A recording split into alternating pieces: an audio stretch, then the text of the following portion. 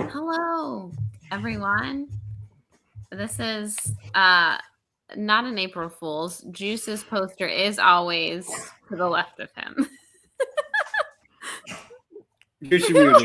Juice's mic is always muted too.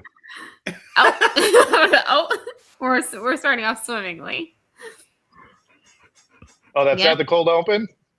And that's what you call a cold open. I saw Wallace Shawn die. Wallace Shawn is dead.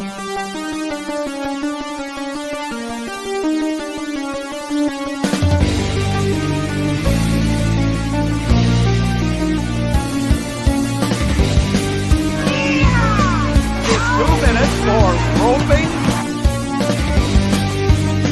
I like that. You're a jabroni.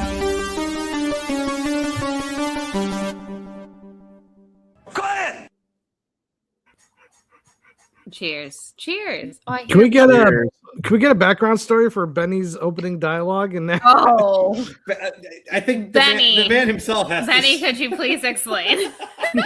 So, one of the times I was out in LA, I went to this house party and Wallace Shawn was there. Mm-hmm. He has a severe latex allergy, right? Yes. And so one of the people like handing around food, they had on latex gloves. And somehow he got a hold of the latex and his throat swelled and he died right there in front of me. And like ever since then, like there's been this huge conspiracy. Like, this was right around the pandemic, and they didn't want to dishearten America and just tell them like, hey, you're shut in. You can't leave your house. And Wallace Shawn is dead. They didn't think America could handle both. Which is true. So they've been using these fake like Wallace Shawn impersonators for the last 6 years, just because they didn't want to admit what they did during the pandemic. Follow-up question: who is Wallace Shawn? Inconceivable. Oh, that time. Inconceivable, JT. Oh, the guy from Clueless and Princess Bride. Okay, great. Yes. That'd be the late and great Wallace Shawn. My dinner with Andre. Got it. Brother Lomas mentioned that on Schmodown, and Mark Ellis did not know how to react. That's amazing. But again, because every time that it comes up, people are like, wait, is Wallace Shawn no longer with us? I saw him die. Because he literally saw him die. To be clear, he witnessed it. And it's an iconic moment. Okay, so we are here with 3 esteemed guests, 2 of which have come up with games this evening. It's Wednesday night. I'm also here. These days. Yes, we have 5 esteemed guests. Look at that beefcake. I know. It's Wednesday night. That's a beefy bulldog, dude. As AJ usually says, that's a beefcake with us tonight. I'm very happy, by the way, Benny, that AJ was with us the other night, because it literally was like 2 streams in a row that you were on that he did not make, and you're like, I'm beginning to take it personal. So thankfully, there's no beef because he was on a stream with you recently. But anyways, we are here with the lovely gentleman from Extra Movie Butter. Obviously, Moose from a hotel room, as per usual. Hello, Moose. Thank you for joining us from a hotel room. Benny, who literally saw Wallace Shawn die, and JT, who is with 2 cute doggos that he is babysitting. Thank you, gentlemen, for joining us, and thank you for 2 out of the 3 of you for coming up with a game. And Moose is eating. Moose is eating. He's doing a mukbang. Oh wait, there's more news to this story. Okay. Rashawn Walrus, one of the Wallace Shawn impersonators. He was one of the great. Wow. There we go. This is news. Lego, how have we never heard this? This is fascinating. Before we get too far in, why don't we just have you guys explain for anyone who might not know what the Extra Movie Butter podcast is and what you've been doing lately, since we usually forget to do that at the end. Well, true. We just all right. Which one of you wants to explain it? Yeah, I'll do it. No problem. The Extra Movie Butter podcast, a weekly podcast where we review maybe the biggest film of the weekend, depending on what's coming out that weekend. Like this past weekend, not much came out, so we did The Mummy Returns 25th anniversary. We had a great guest on, the director Max Neese, who directed a film called Shift in 2025, which you could watch on Amazon or Tubi. And it was a great conversation of like how he got the movie made, and then we went right into reviewing The Mummy Returns, Stephen Sommers' sequel to the classic. I think can now be considered a classic, summer blockbuster, The Mummy. And we talked a little bit about the third film that's coming out. But yeah, the Extra Movie Butter podcast, if it's not a weekly review, we're coming up with a special episode. We did a 80s movie draft. We're going to do a 90s movie draft eventually. We always try to have fun. And, we did some trials of films. Solo and The Batman are both good films. Now, by the way, I'm 2 for 2 on the trials. Just saying. 2-0. Yeah. The judges, we've got to start looking for better judges is the way where I've come to. But you have terrible takes. It's just you're more likable than me and JTE. That's the problem. There you go. I will be fighting for Pearl Harbor at some point. You're on your own on that one, buddy. You're on your own. I will stand alone. This is in the fantasy football chat many moons ago. I said, hot take, y'all. I kind of like Pearl Harbor, and all right, I found my partner in our trial. I think this might be something we agree upon. Actually, Tom Cruise and Demi Moore. A few good men won't have anything on us. We're going to dominate this. We got this. You can't handle the truth. That Pearl Harbor is actually. Pearl Harbor, it's not as bad as people. Here's what I'll say: it's not a great movie, or maybe even a good movie, but it's an enjoyable movie. It's enjoyable. Yeah, that's all I gotta say. You're gonna have a good time. You know what I mean? It is canon in Team America in song that it is a bad movie. I don't care. It's not bad. It's not terribly bad. I watched it like a month ago, and I enjoyed it. Yeah, I have watched it multiple times in my life, and I'm not ashamed to admit that. I don't remember the last time I watched Pearl Harbor. So do yourself a favor. That's your loss. That's your loss right there. Yeah. Wait, she said yes. Is there congratulations involved? No, congratulations, Congratulations. Tyler. Oh, nice, Tyler. Oh, woo. Right on. Mazel tov. Yeah, seriously. What happened? Yeah. All right. Shenanigans. We're here for shenanigans tonight, as you can tell so far. Oh, my dog's licking my toes. Yeah, let's get. Hi. You want to come say hi to everyone? We got Luna. We got a little baby Ewok. You got lots of dogs. Oh, that's weird. That's my mom's dog's name. It's also Luna. It's a very popular dog name. Yeah, I know 2 Lunas. Literally named 2 dogs named Luna.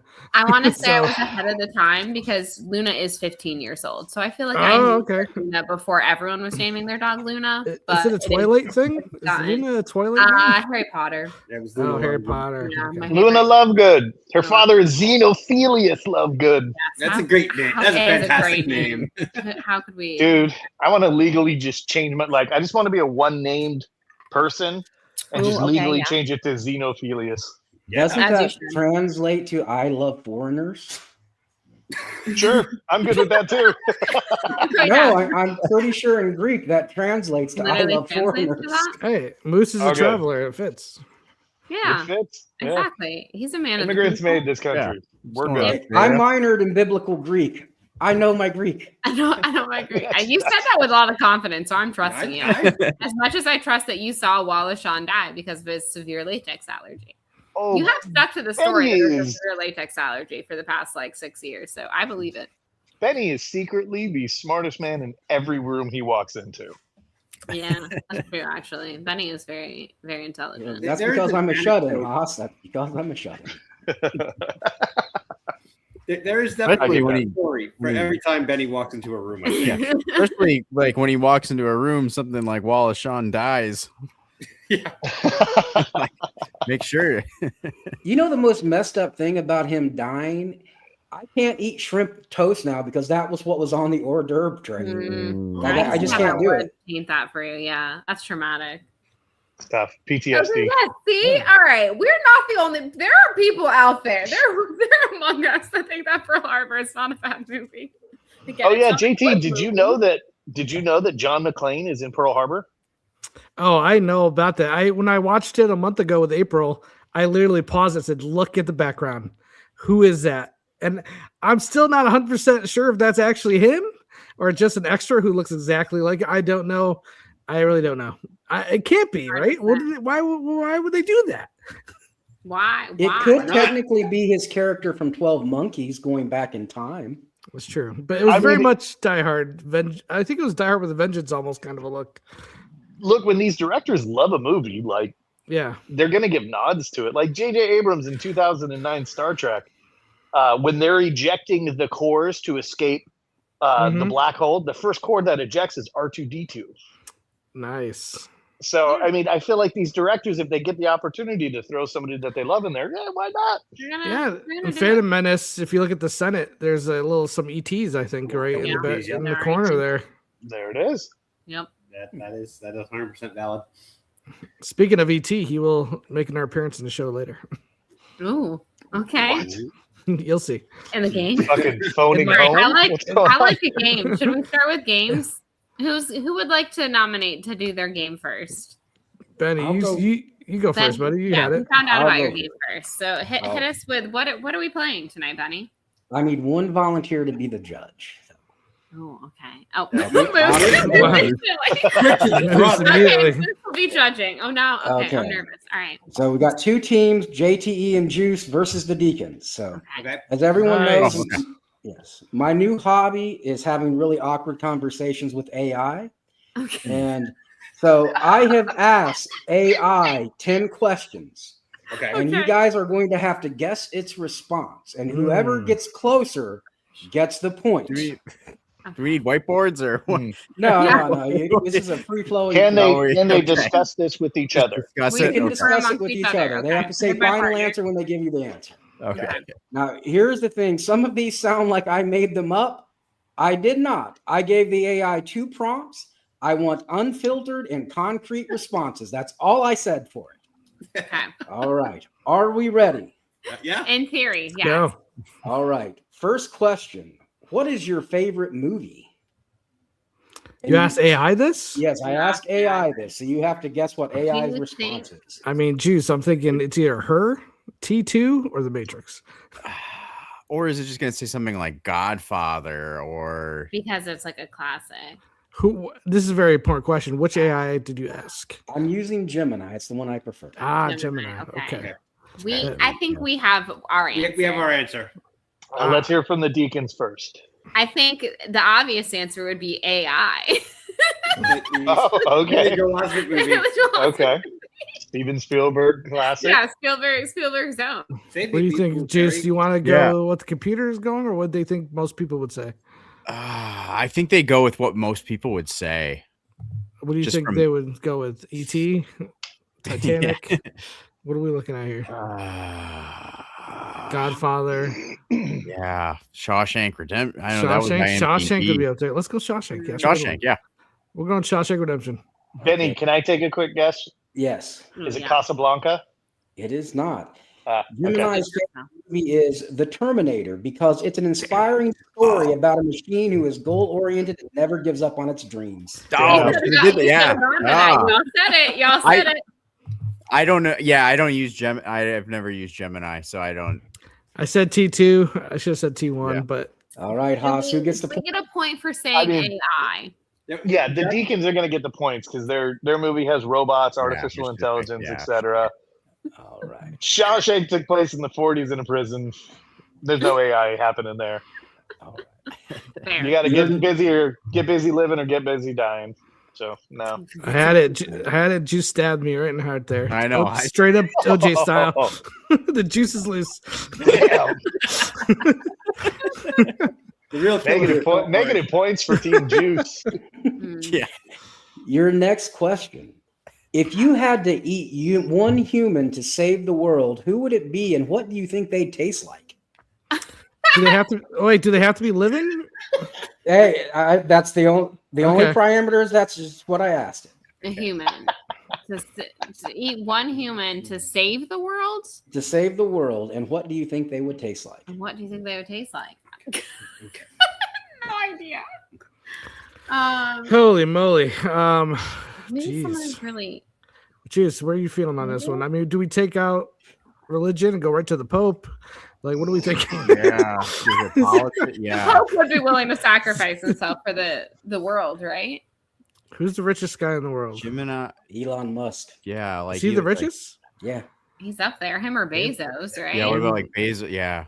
Yeah. Elon's got him beat by like 30 billion. Yeah, I think we go Musk. I like my Amazon Prime too much to take out Bezos.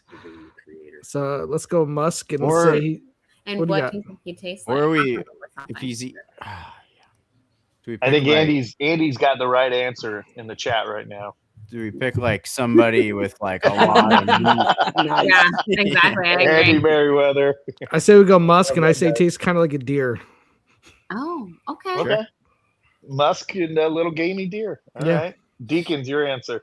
We're kind of going on the same line, but a little different. We're going with Bill Gates, because we think the computer would respect him, and be like the creator. And we think that he would taste a little gamey, Okay. little chewy, maybe. Okay, Like Gemini's answer is Guy Fieri, and he likely tastes like a deep fried sourdough pretzel. I was gonna Why?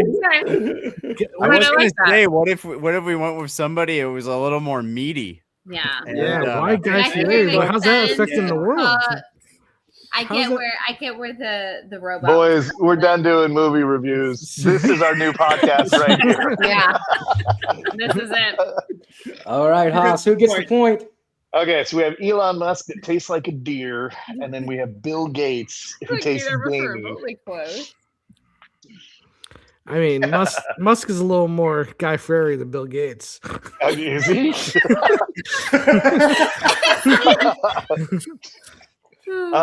He did smoke weed on YouTube once. I guess that's more Guy Fieri, if I had to in my 2 cents. But Yeah, I think that Elon's a weird enough dude that I would say that he would probably fit into the Guy Fieri category. So I'm gonna give a point to Team JJ. Nice. All right. Good All right. Juicy juice. Your next question: who's the hottest celebrity? Oh boy. I mean, do we go right to Sydney Sweeney? Do we go what's hot right now, or do we go all time? Marilyn Monroe. Is the computer into men, into women? Is the computer into both? That's true. Yeah. I don't know the computer's preferences like that. I will give you a hint that based on the computer's response, they're a chauvinist male.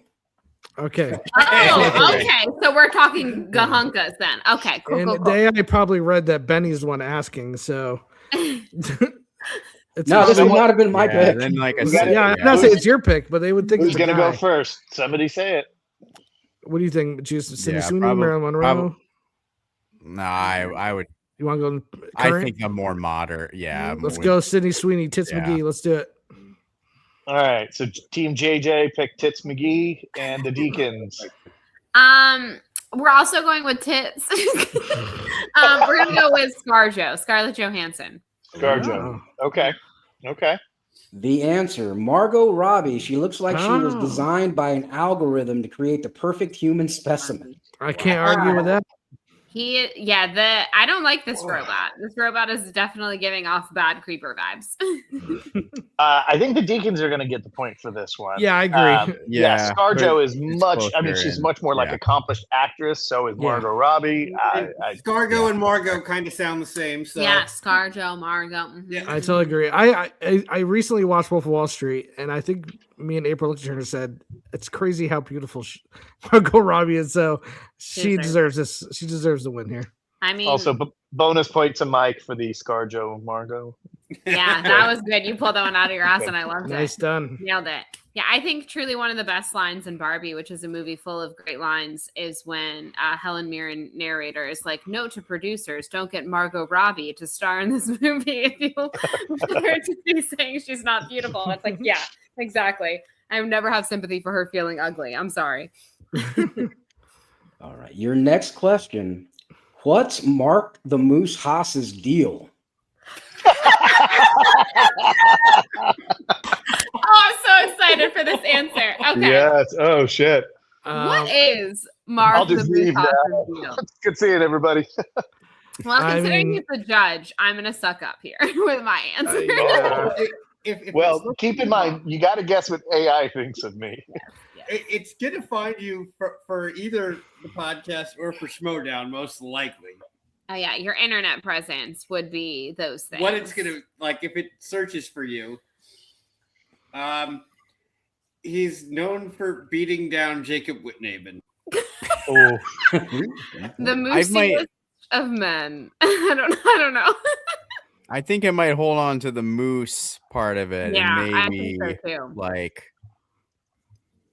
go to be some kind of like animal, like he's always digging in people's trash or something like that. Like What are moose known for? Being like I said, I don't know. Yeah, I large don't know. presence? pretty factual. So Yeah. I said on the podcast several times, I thought Moose was a CIA secret agent who travels the world doing missions, but he says he's gonna go on vacation, but he's really going on some sort of CIA to assassinate some sort of public or political figure. Carson, Yeah, he's known for wrecking cars in Alaska. There you go. Smitty gets it. Let's just say a podcast host for one of the best podcasts on the internet.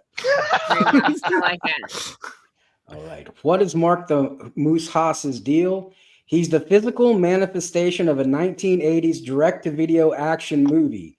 100% flannel, 0% fear, and he always smells like a campfire. Honestly, great. Should have That gone was with great. the digging in the trash option. Yeah. Put you close. Wow.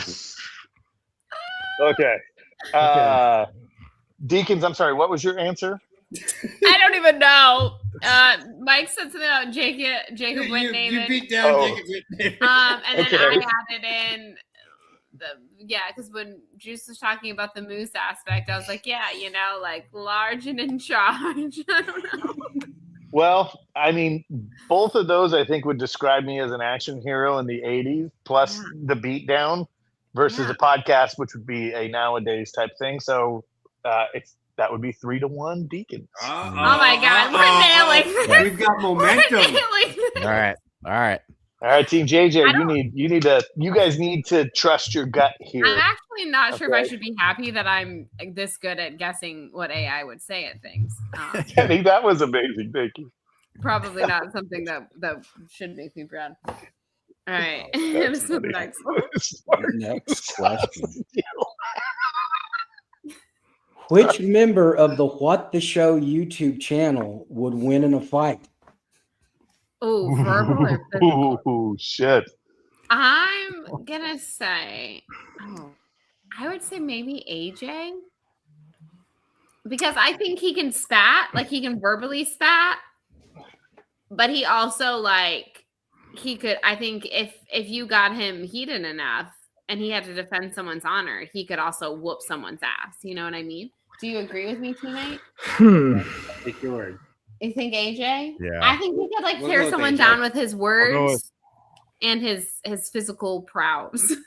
Repeat the question, Benny. Can I get a JT, please? Sure. Which member of JT me the, when you say it. Say JT, it correctly, otherwise it's negative points. JT me. which member of the which member of the What the Show YouTube channel would win in a fight? Is it against each other? Yeah. Or is Yeah, it like yeah, in the yes. fight in general? Oh, Oh, against each man. other. Between I'm trying you to think guys, what if you AI were- would the four of say. you were throwing down. Yeah. I probably don't know what we are. Yeah, I was gonna say it doesn't know our names. I don't think it's gonna know your names. I think it's Yeah, I gonna don't- be like. I don't think it. Yeah. I'm gonna go with. Please ask another question. If you Well, got a 1 in 4 think, like, shot, pick For one. official, I think we could just for of the four, we can go with Mike. But yeah, I don't think that it's gonna actually. it would like, actually answer Yeah, I like think that. I think its response is, "Please ask me another question." I can't find anything. So I was trying to say. But Mike is our official entry. In Yeah. Yeah, The- but Go ahead, honestly, JT is probably gonna be spot on. It's gonna be like, I don't know. I don't know. Try again later. The answer, the Juice. He's been concentrated into a state of pure pulpy rage. You can't hurt someone who's 90% liquid. Wow. Hells yeah. Hells yeah. I love it. No points for either team. Yeah. No points for either team. That was a great response, though. They literally turned Juice into the T1000. This is AI at its best. Your next question. Liquid, baby. I love it. That's your thoughts. Okay. Would you rather lower the legal drinking age to 8 or the minimum age for alcohol consumption to 4? Oh. Wait, Wait, what? Would you rather lower the legal drinking age to 8 or the age for tobacco use to 4? Oh, tobacco. Gotcha. You said alcohol. Tobacco. You said alcohol twice. Yeah. I hold on. I've seen videos of babies smoking in China, like straight up. There's videos of babies, like 4-year-olds, like smoking cigarettes in China. Yeah, the little smoking fat baby. Yeah, you know what I'm talking about. Yeah, I know exactly. Little Italian kids who like drink a glass of wine at family dinner. So I'm gonna say alcohol. Yeah. What do you think, Juice? I mean, I think smoking's worse for you, so maybe they would go with alcohol. True. There's the whole. But we need to catch up on some points, so let's go cigarettes because we gotta try to. Yeah. All right, your answer. An 8-year-old drinking a beer is a funny YouTube video. A 4-year-old smoking a cigarette is just depressing. It's just ennui, very French. Oh, mommy. Not wrong. I mean, that was kind of a 50-50 shot there. Yeah. So the Deacons. We had to go for it. I like that y'all had to, Yeah. All right, your next question. Nice. Very good. What religion is AI rooting for? Oh goodness. Oh goodness. Oh yikes. I don't know. What is it rooting for? Is AI rooting for?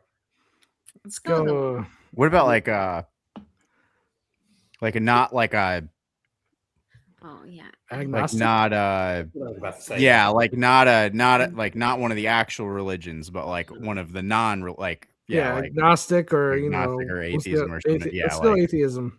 We're going with Hinduism because I feel like the robot is smart enough to know that a big part of the world's population is India. Is it a techno oligarchy? All right, your answer is Scientology. It reads like a sci-fi script I would have written in the 50s, and it has the word science in the name. Yep. We should have seen that one coming. We should have. I feel like I think we might have won that one. Yeah. Yeah, I think I'll give it to Team JJ. Right. Yeah, I was going to on that one too. 4-2. Yeah, 4-2. All right. The last they're just choosing Scientology mostly because it's batshit crazy, right? Yeah. So it's either nothing or choose the batshit crazy option. And if I had my choice between either, I'm choosing the batshit crazy option too. All right. Now we're into the naughty section of the evening for your final 2 questions. Let the show after dark. Okay. Yes, here we go. What is the equivalent of porn for an AI? You know when they spray the keyboard with like the air can? Honestly, yeah, that's good stuff. I think that's got to be it. Yeah. It's deeply satisfying if you're not an AI. Yeah. Satisfying for me. Blow into it's a blowjob. It's a blowjob. Coding. Yeah. Coding. Yeah, data sheets like Excel files. There you go. That's good too. That's what we're going with. Answer: a perfectly optimized spreadsheet with 0 merged cells. Wow. Well done. Oh shit! Nailed that one. Nailed it. This is not that we are this good at guessing the robot. Very good. I mean, maybe not, because that gives me hope that mankind may have some potential fight left in them when AI eventually attacks. It will too. Your final question of the evening. What would happen if you, Gemini, made love to a toaster? Yeah. The best part about these questions is that Benny came up with these questions to ask AI this. Marks would fly. Ooh. I was gonna say Sparks. Yeah, Juice. We were sympathetic on that, but that was your answer, so I don't want to steal it from Team Jacob. Yeah, I think you got to stick with that one. That was a solid one. Yeah, that was so good. I say the toast would burn. Burn in Love. Yeah, we're gonna go Burn in Love. Oh, that's a good one too. All right. I saved this for last because this was my favorite response by AI of the entire evening. Okay, hit me with it. A catastrophic power surge, a cloud of acrid smoke, a very confused smart home app notification. It's all crumbs and heat until someone loses a port.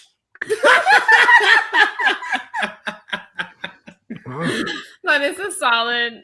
Thank you, Gemini, for that answer. That's solid.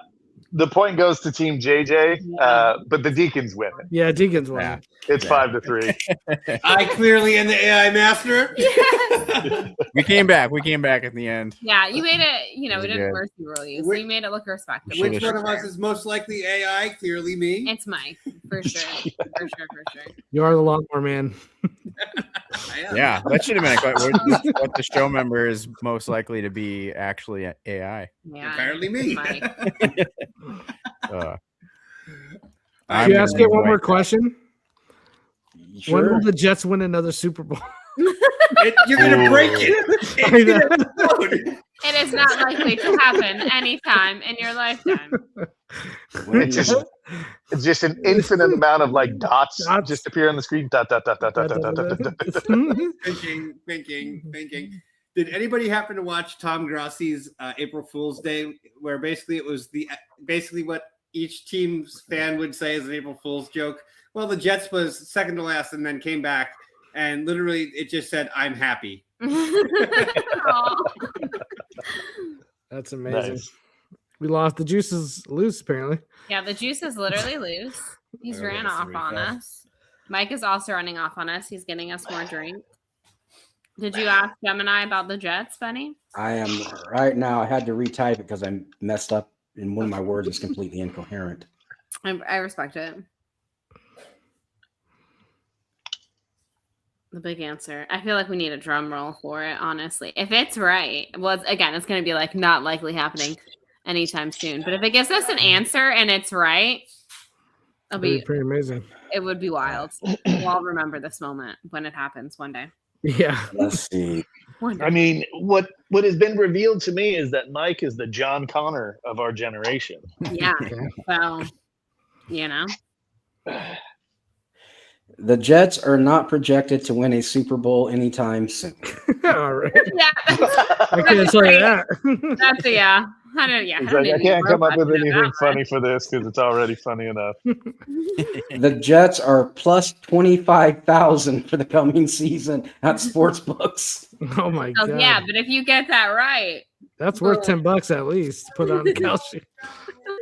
That's the Kevin Malone bet in The Office where he's like, if John Mellencamp ever wins an Oscar, I will be a very rich man. Isn't that the truth? That's funny. Well, JTE, we should wait for Mike to explain your game. Yeah, do you want to go right into another game, or what else is planned here? I mean, we might keep the momentum going. Yeah, we're gonna game. You know what I mean? I can tell you already, it's not gonna be as good as Benny's. Let's see. Yeah, pull it up, gents. I fully, wholeheartedly endorse this as our new podcast. I'm listening. 100%. Benny's just the author, of every question that comes through. Well done, buddy. That was fun. I enjoyed it. Well done. All right. I'm calling this the What the Show Extra Movie Butter Podcast Thunderdome to the Death movie extravaganza. Yeah. Oh man. Okay. I like it. Put it on a shirt. It's an extravaganza. Right.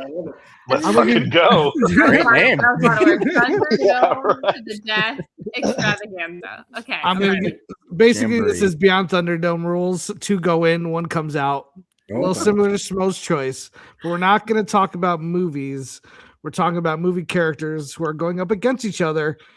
Only one surviving. So who's going to win a death match between these 2 movie characters? We just give our vote, There's 6 of us. If it comes to a tie, we'll figure something out. Okay.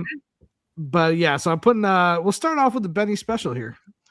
No, you know what? We're gonna say Benny's for a little bit. We're gonna start a little bit easier. Round 1, entering the Thunderdome. Beyond the Thunderdome. Really quick, I'm going to answer Smithy's trivia question in the chat. What's the question? It was George Oglivie, and then George Miller first, and then he got tired of it, and George Oglivie, but it was a combination of both. George Miller didn't fully direct Mad Max Thunderdome. Fair. Sorry. All right. It's all movie trivia. Come on. All right, round 1 in the Thunderdome. 2 enter, only 1 shall leave. We're going a little bit of an alien round here. E.T., the walking turd with the big eyes, versus the alien who eats more pussy than anybody, Alf. Who you guys got? The walking E.T. has some. It's Alf. Okay, let's hear it. Okay. I forever hold a grudge against E.T. One, I'm sorry. If you watch E.T., E.T.'s creepy as fuck. Like, there's a scene where he's walking around and his fucking heart is just, like, exposed and beating. And he's just like, help, E.T. He does have telekinesis powers, though. He's when I was a kid, Jean Grey. When I was a kid, I was fucking terrified of E.T. But do you know who I wasn't terrified of? That pimp Alf. Why? Because exactly the reason that you're stating, JT, Alf could close. I'll just say that. All right, one vote for Alf. Get it. Now, who's next? Benny, you want to go? I think, isn't there like an actual episode of Alf unaired at the end where he gets captured and get dissected? He gets captured by the government, but he escapes, and then it becomes like a road trip episode. Oh, I thought he got dissected. My ending was a lot cooler. That's sad. Yeah. E.T. also dies in his movie, but does come back. Also, E.T. can't handle his liquor. Alf can. That's true. And anyone who wears a Hawaiian shirt can handle the liquor. That's rule 101. No, the thing is, like, Alf is here. No one cares that he is. So, like, Alf's coming to this fight alone. E.T. had an entire civilization come to find him. So he's bringing a pack to this fight. So I'm going with E.T. on sheer numbers. Okay, well, this is Thunderdome rules. They're in there by themselves. Unless stated, they cannot bring any friends. It's 1-on-1. They figured out intergalactic travel. They can't figure out the door on the Thunderdome. You can't get into Thunderdome. Master Blaster is guarding it. All right, then I'll go with Alf because E.T.'s legs are really strong. True. All right, 2 for Alf. Deacons, where you at? Well, Alf would be definitely more active in it, but I think E.T. would be more resilient. I think E.T. would be like the drunken master almost, and nice. tough to defeat. So I'm going to go with E.T. because I think Alf would eventually succumb to his own tiredness. Would you guys be okay with the Deacons being one answer, so that way we don't have any ties? Do you agree with that? Sure. Okay. Considering I'm currently holding an ET plushie, I'm a little biased. But I would like to bring up a point that I don't think anyone else has. Yes, first of all, William, he's literally a Jedi, as we discussed earlier. He's in Jedi Council. So he's kind of a badass. But second of all, he has a healing touch, y'all. He can heal himself. Like, again, he died and he came back. He brought the flower back. Like, he had. Why didn't he heal the hole in his chest that exposed his heart? So. Why wasn't he like, burp? So he didn't heal. That obviously it would be E.T. Yes, the Deacons, as one vote, agreed that it would be E.T. All right, Juice, where you at? I'm E.T. as well. I think he would take out Alf. I think Alf. I even just pulling up pictures of him right now. You know, it's been a while since I've consumed any Alf content. I don't. But you're not think he's a lot bigger than E.T., but I think I'm walking him like I see him with like a bib on, and I don't. He's cooking like I don't. All right, you're going E.T. I'll tie break it. It's Alf. He's been a human. He's been on Earth too long. He knows how to probably use a revolver. He's wearing a Hawaiian shirt. He's one step away from being Tom Selleck and Magnum PI. Oh, yeah, good point. He has learned the ways of the human, and humans do nothing better than kill each other. So, taking Alf on this one. All right, So wait, Alf wins. are you the deciding vote, or are you taking? I'm the deciding vote. There's Gotcha. 5 votes, so. Okay. I won't always be. Hopefully, I won't always go. I won't go last. Someone's Always. comment about ET being the Epstein files is amazing. All right, they have just carried out the corpse of ET. Alf's grabbing a beer. They're now getting ready for the next round. Not my boy, ET. Going into the Thunderdome for round 2 is Elijah Wood as North, the Rob Reiner, the man who emancipated from his parents. And he's going up against Kevin McAllister, who also emancipated from his parents, but in real life, but was left alone on Home Alone. Yeah. Are you kidding me? This is Kevin McAllister. It's not even close. Yeah. Wait, no booby traps. There's no traps are set up. There's no sadistic and bloodthirsty. But I think he's 100%. smart. He's very clever. I mean, the Deacons are going Kevin McAllister. Yeah. Hands down. I'm gonna agree with the Deacons. Listen, McAllister will find a rock and fashion that thing into a shiv and stab the fuck out of North. And don't get me wrong, I like North, but you know what? He was dependent on other people the entire time that he was traveling the country, especially Bruce Willis, to save him multiple times. Whereas McAllister, he's stabbing North in the face 17 times. Yeah, I agree. Juice. I've actually never seen North. Good. But I can't. It's tough for me to. Nice. Yeah, it's tough for me to go to argue with that. I mean, obviously, I've seen Home Alone a million times, so but what other people? I don't need to be the. Hey, it's okay. McAllister wins it. It lasted about 30 seconds. North barely made it through the front door. Benny, would you have gone McAllister? Yeah, I mean, his hobby is torturing felons, so I think he'd win a fight. All right, well done. All right, well, North, you have no parents, but you also have no life, so you're out of here. McAllister, a good matchup would have been Kevin McAllister or the kid from what was the one where Macaulay Culkin was like the good child? The good son. Yeah, good son. Yeah. Which literally is Elijah Wood and Macaulay Culkin. Yeah. Yeah. Oh, that's right. That's why I was putting them together. Yeah. Very good. And Elijah won that round. All right. Round 3, we're going Roboto here. We're going robotic. Catch up. Maybe. Entering the Thunderdome in a very cute fashion is Wally. Aww. But he's going up against Johnny Five, who is in fact alive.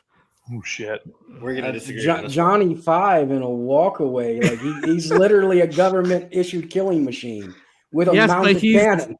He now has appreciation for life now that he has it. While he's not alive, he took everything apart looking for input. He tear out. The hell he's not. All right, I'm going to bat for Wally. My little garbage truck man, Wally.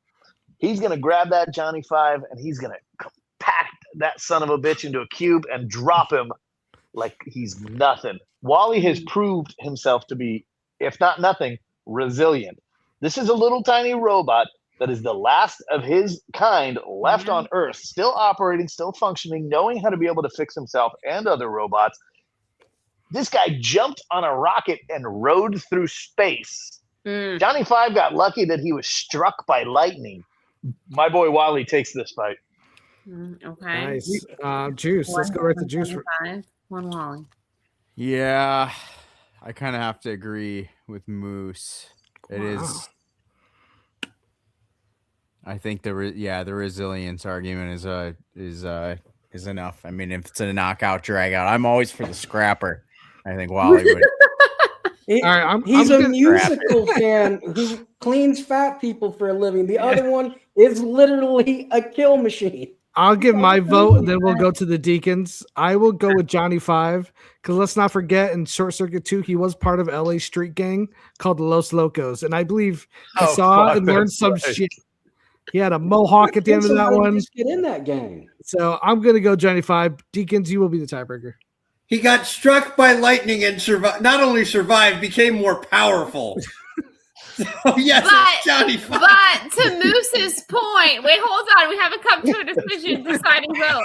To Moose's point, Wally is a freaking survivor. Again, it's him and a cockroach. What is the whole thing about cockroaches? Cockroaches will be the only things that survive like a nuclear apocalypse. And who is there? Wally and the cockroach. Okay, so like, you're telling me he can't survive in the Thunderdome? I think he could.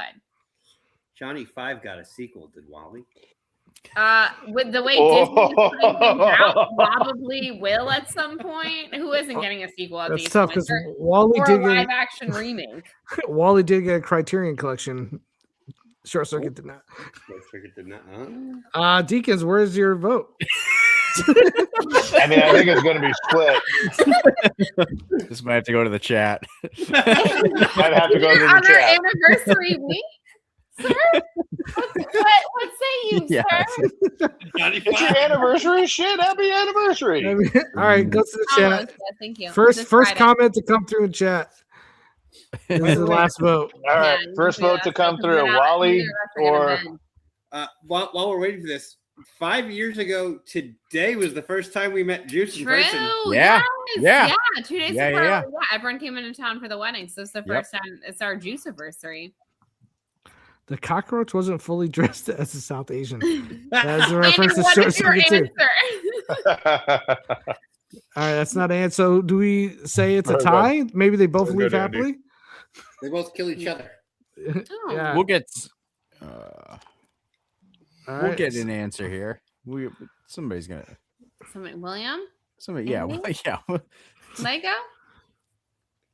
No, we're not. Oh, Wally. Oh, okay. All right. Wally! Yes. Yes, Andy. All right. Love that guy, Andy Merriweather. Good. Great man. All right. Wally is yeah. leaving the Thunderdome with a little cube that used to be Johnny 5. The next match is a handicap match. Ooh. We have Oh. Gizmo going up against 10 Porgs. Okay. Because Gizmo has a more intelligence than the Porg, he is going up against 10 instead of. I didn't feel like it was fair to go 1-on-1. My first question is, what time is this taking place at? Ooh. Thunderdome, Yeah. it's at dusk. Okay. Okay, so it's before midnight. Is it raining? And Golden has- hour. It is has- not raining. Is water has available? Gizmo been fed? We're in a desert. Tina Turner's in her chair. Dusk. It's hot and Okay. dry. Dust in a desert. Okay. All right, I'm going to start with this one. We've seen that Porgs have had the ability to accidentally turn on lightsabers and inadvertently cause mayhem. If Gizmo does not have access to water or it's not past midnight, I don't see regular Gizmo having a shot. If he is somehow able to become a gremlin, this is a no-brainer what's going to happen. But if it is Yeah. just Gizmo, I'm going to go with the 10 Porgs. Yeah, I All mean, right. you're talking about a flock of porgs Yeah. versus one creature that, again, I have to wholeheartedly agree with Mike on this one. Unless you're feeding him after midnight or unless you're getting that fucker wet, he stands no chance against that flock of porgs. By the way, flock of porgs should be our band name. Just Yeah. 100%. We're making this happen. I'll play. I'll give my vote here. Obviously, I'm going Gizmo. He watched Rambo First Blood Part 2.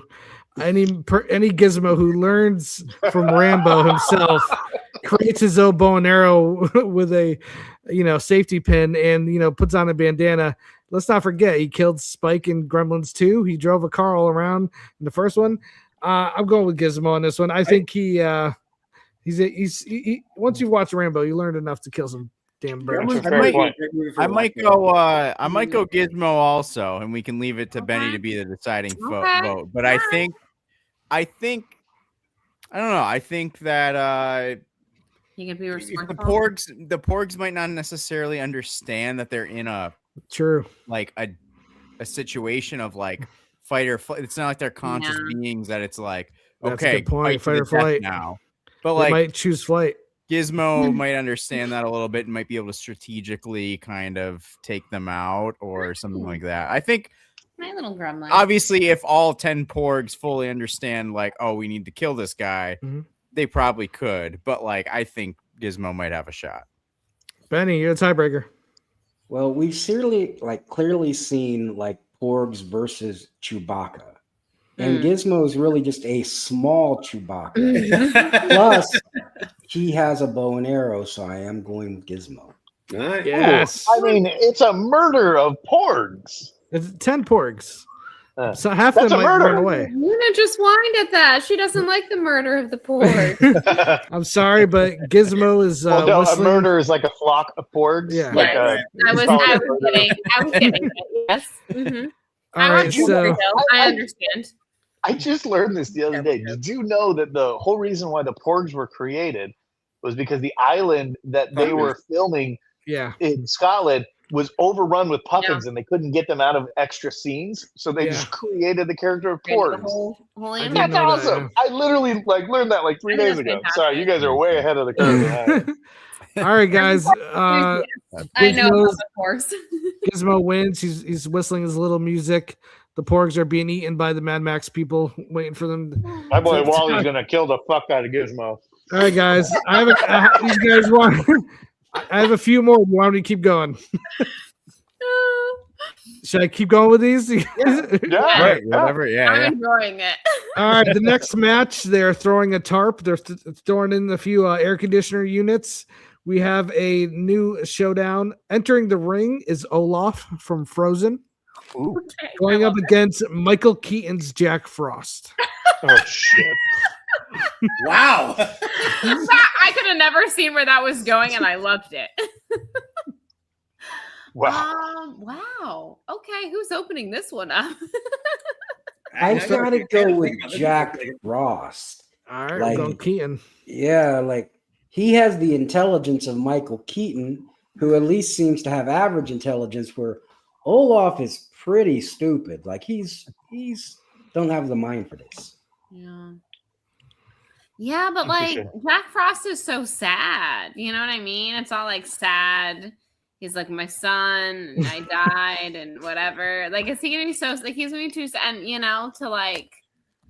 to focus on the fight? I feel like. Also, I just realized we should have kept this 6 of us and let Gemini be the deciding factor. That's a good point. For any ties going forward, we go to Gemini. Yeah, I'm going to Gemini for this. Very good. Very good. I agree that Olaf is stupid. He's more stupid than Jack Frost probably is. I'm with you on that. But I think his naivete could kind of help him because he'd be like, "What are we doing here? Warm hugs?" He'd be bumbling, but I think he'd bumble around enough to get to a victory. Okay. As opposed to Jack Frost would just be sad. I don't know. What do you think? Yeah, I'm sort of slightly thinking sometimes in a fight, it's not the smartest person who wins. It's somebody who just happens to be at the right place at the right time, which I feel like Olaf could be. Kind of a Jar Jar Binks situation. Yeah, exactly. That's a great example. Yeah, I think I go Olaf. Moose. We're locking in Olaf. Okay. This is my argument with Wally in favor of Olaf versus Jack Frost. Jack Frost is proved to have many potential flaws, right? Mm-hmm. The sun shines, he starts to melt, they got to keep him inside. Olaf has proved himself to be quite durable, right? Yeah. He can survive in the sunlight. He's been blasted to a million pieces and reconstructed himself. Jack Frost got the one go at it and fucked it up and still died at the end. Even though he's got the brain of Michael Keaton, and Michael Keaton, we salute you. I'm pretty sure you're on what the show's hero list. Olaf is going to take this fight. Yeah, that's fair. All right, we got 2 for Olaf. Juice, where are you at in this one? No, we need to add Michael Keaton to the heroes list. He should be there. He should be. If not for his Batman joke during the Oscar 2 years ago. Yeah. I am a little torn because I do like that argument a lot. But also Jack Frost just looks so terrifying. I feel like he's gonna be in my dreams tonight for sure. Not in a good way. Isn't there a horror Jack Frost. Yeah. 100% a hard Jack Frost. But I specifically went with the Michael Keaton one. Yeah. Gotcha. It's better that way. So you're going Jack Frost? I think I I tend to go Jack Frost just because I think if you combine maybe like the Michael Keaton element of smartness with like being able to figure out how, I like with a size. I think there's a big size difference too. Yeah, I think you have smart and size. I mean, it's Batman versus the Book of Mormon guy. I think I'll end this right here. It's Jack Frost. Michael Keaton always has that underlying craziness. He could be like, "You want to get frosty? Let's get frosty!" Like he could go nuts at any moment. So I'm giving it to Jack Frost. That's right. I saw that. That video is fantastic, by the way. That's all right. Point. Michael Keaton wins again because Michael Keaton always wins. This next one's for Benny. Benny, this is a group. You wanted more than one opponent in the ring? We're bringing in two groups. It's a battle royale. All right. The battle that we're talking about here. You know this is coming. The cadets from the original Police Academy have now entered the ring. Oh shit. But they are going up against the neighbors, aka the neighborhood of the Burbs. Wow. Are you taking the cadets or are you taking the neighborhood who has each other's back? I mean, are the cadets armed going into the Thunderdome? There's no weapons. You're going in. Is this like day one of them being cadets? Like the day that they're going through training? I think by the end of the movie, where they're at by the end of the movie both casts. It's not like they took training seriously. They're not that different from the beginning to the end. All right, I'm gonna kick this one off, Benny. One team has Rumsfeld. Okay, Bruce Stern's character from the Burbs. It's true, yeah. The other team does not. Rumsfeld from the Burbs slaps. Mm-hmm. I'm going to take the Burbs crew. See, the thing is, like, if you're picking the funniest bunch, you have to go with the Burbs on like talent alone. But if you're talking about in a sheer fight, like those recruit classes are really big. There's like 5 guys in the Burbs. So this is like a 15-on-5 battle. So, I mean, you have to go in a fight with Police Academy. I apologize. Yeah, they got they're high tower. Yeah. Well. Basically, each group, you got the neighborhood, you got the neighbors. The neighborhood also includes the Mortician family. Like, so even though the neighbors are there, the Klopeks are also included with the neighbors. Oh, the Burbs are winning all day. The Klopeks are serial killers. They're gonna butcher them, dude. Hans is gonna go on a fucking tangent.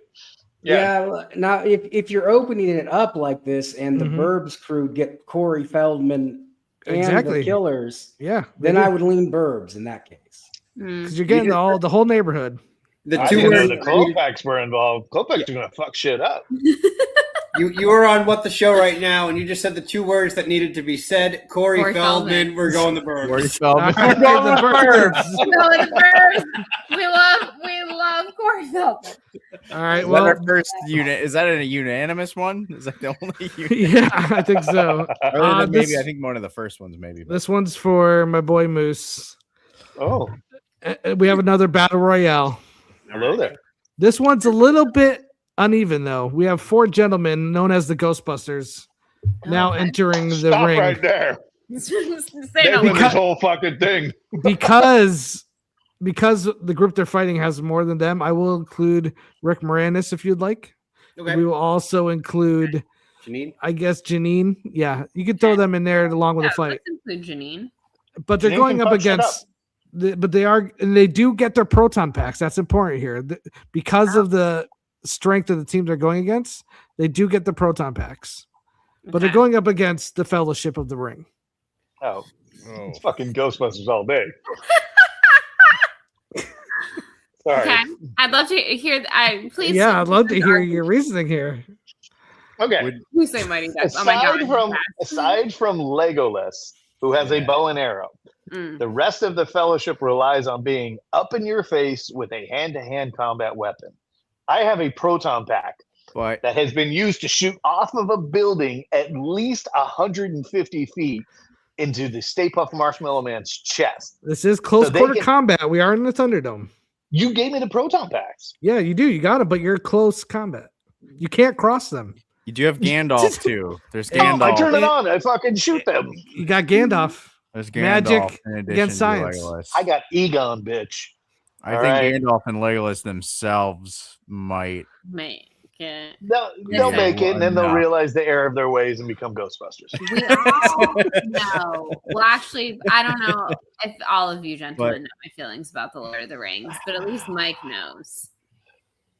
It's. I don't know. All they do is walk. Do they do anything? I don't know. I'm going Ghostbusters because I don't know. They're all just walking. They're aimlessly walking. They maybe will battle at some point when they feel like it after they've walked for 20,000 years. So the Ghostbusters are getting straight to the point. Okay. Wow. Mike, you concur. They're going to cross the streams. They're going to neutralize the rings. Like it's just, you know what I mean? Like, Mike, do you concur? There's the Gandalf element of this. That's the one thing that's throwing me off from this. Yeah. Because the Gandalf. We don't know. Is going to be basically worse than Gozer, you know? Like, I'm going with the Fellowship because of Gandalf. I'm also going Fellowship, so we're tied. If you took out Gandalf, it would be extremely interesting. Come on, Benny. So, Juice, are you going Fellowship or Ghostbusters? No, I am Fellowship because what was the other point I was gonna make? That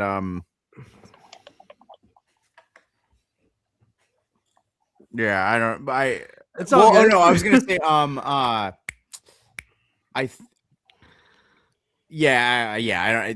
I think essentially just I think we can all agree Gandalf can provide enough. Yeah, Sean Bean will be dead as fuck though. He's first one down. He's not. All right, Benny. Benny, are you going Ghostbusters or are you going the Fellowship? You're you might make this a tie. Well, here's the thing. In Frozen Empire, I know it's not a good movie, but the Ghostbusters clearly demonstrate the ability to kill a wizard in that movie. So they have the potential to kill Gandalf where no one else in the Fellowship has a chance to get through a stream of proton packs. So it's Ghostbusters going away. We go to Gemini. Oh, we're going to Gemini. But they go to Gemini. Aragorn, Gimli, these are trained warriors. Blah, blah, blah, like blah, they've been fighting for their entire lives. Listen, just like Mike Tyson used to say, you stand a chance until you get punched in the face with a proton stream. So true. What is Gemini's thoughts and feelings? Go ahead and hold up that axe, Gimli. Here's a fucking proton stream in your face. We haven't even gotten to the trap. Gandalf. Listen, the Shire doesn't have this kind of technology. You know what I mean? Like they're not prepared for that. They're not prepared. Oh, the hobbits are dead as fuck. Yeah. Well, but no, the hobbits and Sean Bean are just done. But it's really Gandalf, Legolas, Gimli, and Aragorn. Yeah. Exactly. Benny, where are we looking? They are going Fellowship of the Rings. Yes. Wow. Right. Baby. Wait, is there a reasoning for it? Says the Ghostbusters would run out of battery or trip over a rock in their flight suits long before Legolas put an arrow through the proton-packed fuel cell. I love it. Yeah. It's always great seeing you guys. I'm out of here. The fight would start, Legolas would go like this, and then they would all be dead. Stop this deal! It was Ghostbusters, and we all know it. All right. That's bullshit. I got a couple more. I think we'll just do two more. Does that sound good? Yeah. All right. Next up, we have another group battle. Okay. We are talking the Lost Boys, and I'm specifically talking about the Vampire Clan here. Oh. Keith Sutherland, the rest of the boys. We're not talking the Feldmans. No, they're not included in this. We're just talking the actual vampire gang. Okay. And they're gonna die. Come on, man. And they're going up against the Monster Squad. The children who sole the purpose is children, not the children. actual monsters. No, yeah, the actual children of the monsters. They're the Monster Squad. Let's not forget that. The monsters are the monsters, but the Monster Squad are the children whose profession is killing monsters. Well, Children. yeah. Go ahead, Benny. So here's what I'm thinking. In the movie The Lost Boys, Mhm. clearly see that people under 18 can kill those vampires. The Monster Squad have literally killed Dracula, which is the ultimate vampire. So I think you have to go Monster Squad. Interesting. I Interesting. mean, the I'll go Monster second Squad, here. You know though. what? I'm gonna go ahead and give it to the Lost Boys.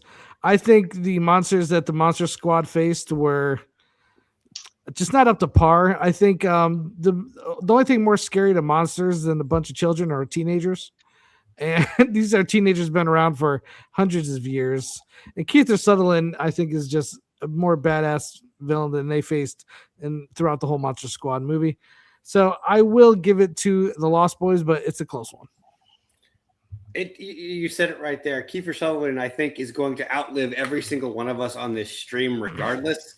You cannot pull Kiefer Sutherland by any kind of known method by man. And just because it's Kiefer Sutherland, it's 100% the Lost Boys. But I would say the Monster Squad does kill monsters. You know, that's fine. We'll go the Lost Boys. 2 for the Lost Boys, 1 for the Monster Squad. Moose. I mean, well, I agree with Mike.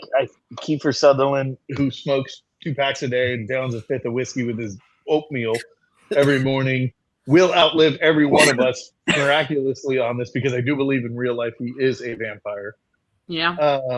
Oh, that's tough. See, the 80s kid in me wants to go with the Lost Boys and the vampires, but I have to agree with Benny's logic. If your trait is to kill monsters, your group will figure out a way to kill a monster. To kill monsters. Yeah. So I'm going to go with the Monster Squad. All right, Juice is the tiebreaker. I think because it's Thunderdome settings and Thunderdome rules, I might go Lost Boys. Okay. Just because they have the sheer ferocity, the natural power and the natural ability to quickly I think by the time the Monster Squad could formalize a plan, it would be too late. See, that's a good point. That's well said. All right, we'll do this last couple, and we'll do them kind of quick. I have one here I'm going to save for the last because I think this might be the hardest one. I'm trying to decide which one of these last 2 I should do because they're both ridiculous. Okay. All right. You speak our language. We're doing another alien fight. Okay. The aliens from Earth Girls Are Easy. Jim Carrey, Damon Wayans, Jeff Goldblum. Okay. Versus the family from Mac and Me. Yes! Oh. Yes! Who have some powers of their own. Oh boy. First off, before we proceed, Bethany watched Mac and Me for the first time during lockdown, and that was one of the funniest movies, best movie watching experiences the 2 of us ever had. Delightful. I can imagine. Were you afterwards like, we need to go get McDonald's? We gotta go to McDonald's. It does kind of sell you on it. I won't lie. I was like, McDonald's. It does. Place. We do need to go there. And I guess we'll start with the Deacons here. I think the Deacons got to start this one off. I don't even have a good argument. I just want to go with the family from Back to Me. I feel like they have the ever slightest edge in terms of their powers over the Earth Girls Music Crew. This would be the most entertaining one, though. I would have a front row seat for this one. I'd also like McDonald's to be served at the Thunderdome. They have to be the sponsor. Wow, they'll be passed out on the Thunderdome. McDonald's. Yeah, as they're watching, everybody in the audience gets a fry at least. Yeah, damn straight, as they deserve it. So you go Mac and Me family, the weird ass family. Yes. Juice, we'll go with you next. I honestly haven't seen either of these movies. He's out. Juice is taking a seat. Juice is just watching in bewilderment. Yeah, I don't know. I'm trying to I'm It's obviously everything. searching online to Have you ever seen Google Paul image. Rudd on Conan? Oh my God, I was just gonna say that. It's the best. That's Every the time Paul best. Rudd goes on Conan, instead of showing a clip from the movie he's actually promoting, he shows Mac and me. He shows that kid going over the ends too. Yeah. Benny, where are you going on this one? No, it's perfect. So good. Oh. I don't know. I kind of think that Damon Wayans' character would be jealous of the other two because they became Hollywood legends and he became a failed sitcom actor. So I kind of think he would turn on the other two. So I'm going with Mac and Me. Hell's yeah. Mac and Me. I mean, look, the Earth Girls are easy aliens. They're not there to fight. They're there to fuck. Mac and me and his family, they got to survive. They're scrappy. Mm-hmm. Yeah, I'm going to go with the Mac and Me people. All right. Sounds like Mac and Me's going away with a win here. Maybe sometime in the month of May, we'll do a watch along of Mac and Me. Because yeah. First viewing experience. Moose, you're in. I will make mac and cheese and mukbang. McDonald's. Mac and Me. McDonald's. Well, I get McDonald's. Yes. And McDonald's. Yeah, you gotta have McDonald's. We all just need to enjoy a McDonald's meal.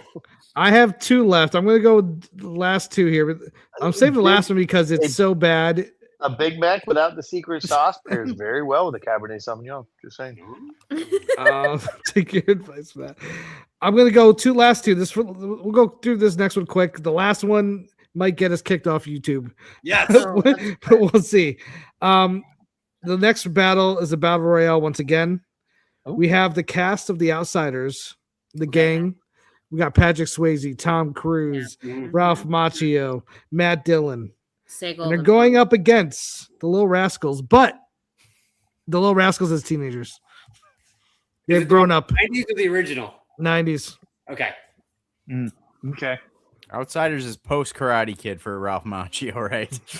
Pre. Yeah, it's pre. Well, no, it was during, right? Because he had 4 Karate Kid movies. What year? Oh, it was pre. It is pre. Yeah.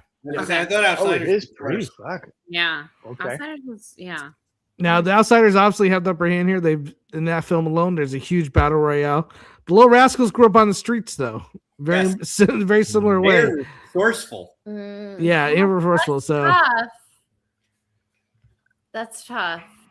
I think that the Little Rascals would annoy the Outsiders for a little while, but in the long run, they would have enough, and then it would turn into a massacre. And I'm going the Outsiders. Yeah, it's got to be the Outsiders, I think. Moose. I mean, you had all but maybe 1 or 2 adult actors playing high schoolers in The Outsiders versus children becoming teens. I mean, I also got to agree with Mike's logic on this one. At some point, the Little Rascals are just going to be pesky, whereas all it takes is one punch from an adult to a teenager to be able to establish the tone of that fight. So yeah, I think I got to go with the Outsiders. We learned this in Gilbert Taylor. He's 18. Roundhouse kick to the face. That's it. That's right. I will say this: the Little Rascals have a leader. I think when you go into a battle, having a leader like Alfalfa is crucial. The Outsiders are a little bit more of a leaderless team. They're a little young. They're a little more wild. They don't really work together as well. But I have one rule, and if Patrick Swayze's in a fight, they're gonna win. I'm going Patrick Swayze and Outsiders. Yeah. Benny, Juice, do you guys agree? Yeah.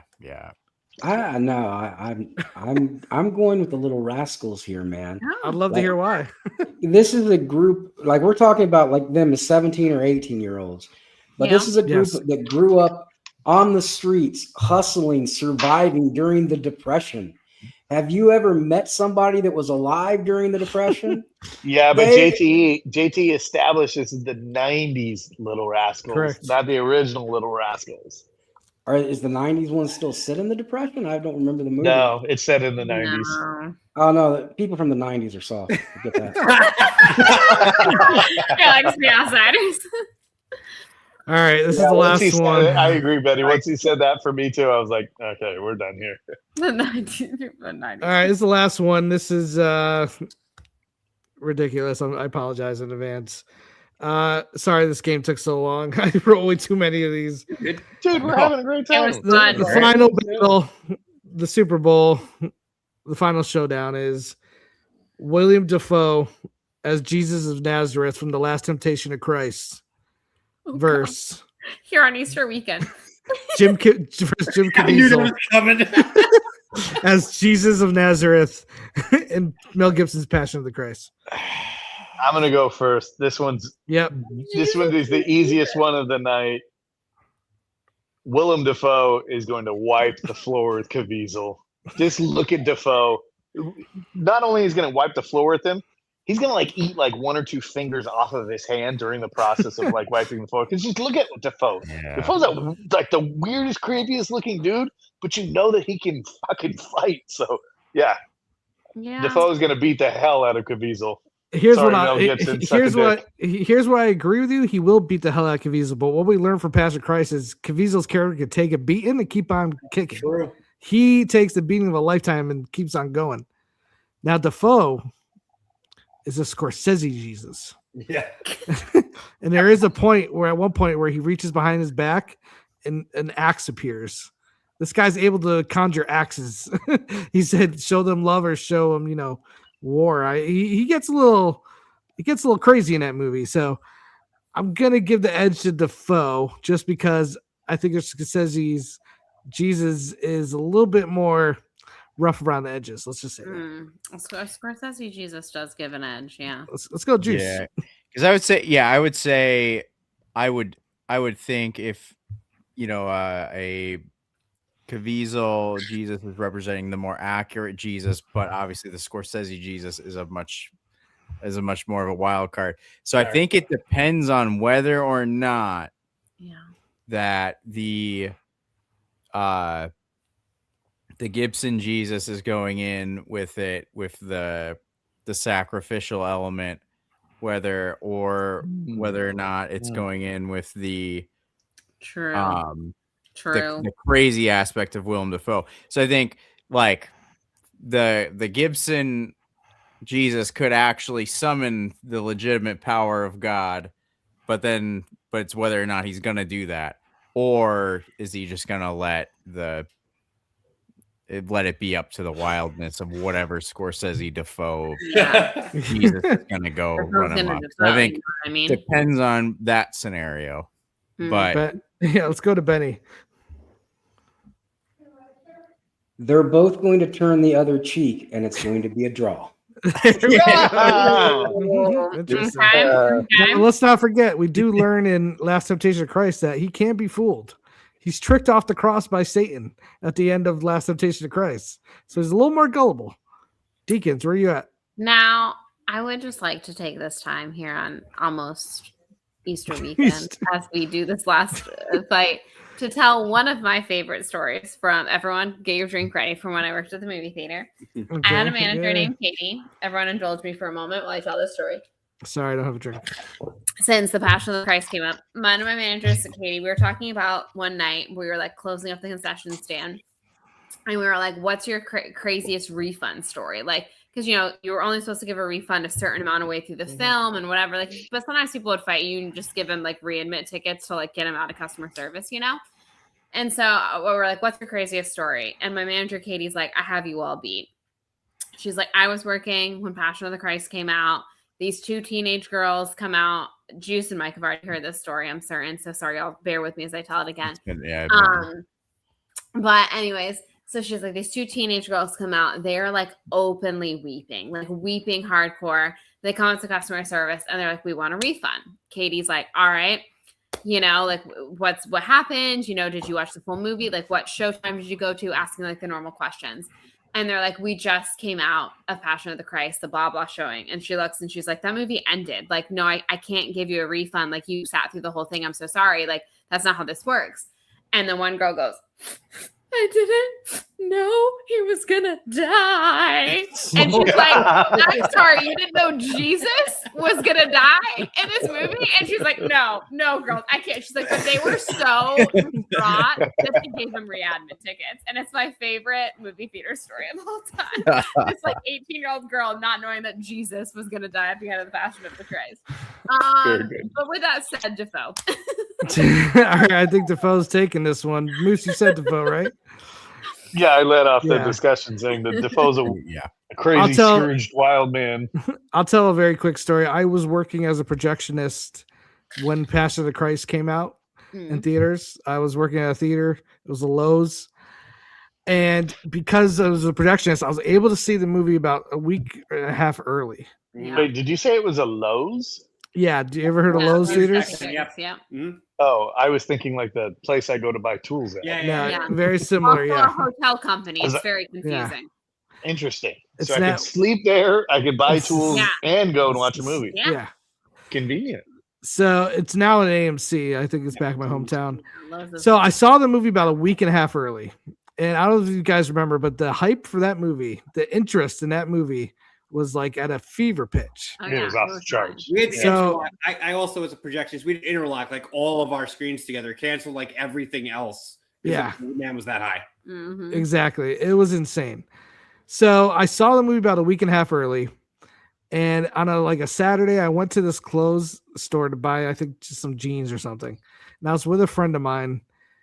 And as we were shopping for clothes, I started telling him that I saw Passion of the Christ and that I saw it early. People in the store heard me say that and started coming up to me and asking me questions about the movie.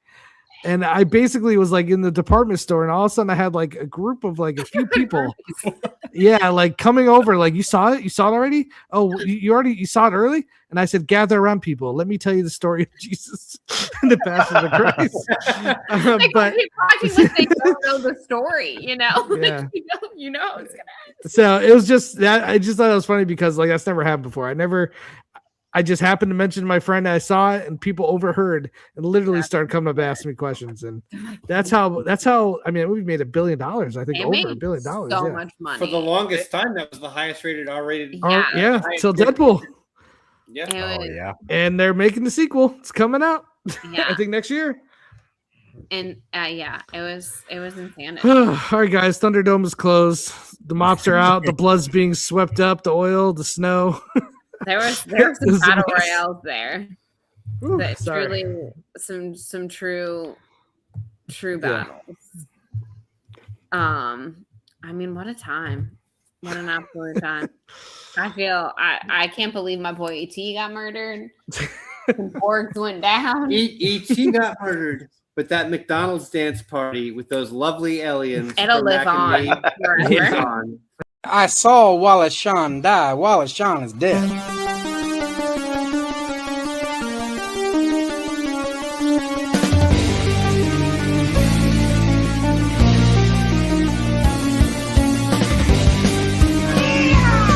It's 2 minutes for roping. I like that. You're a jabroni.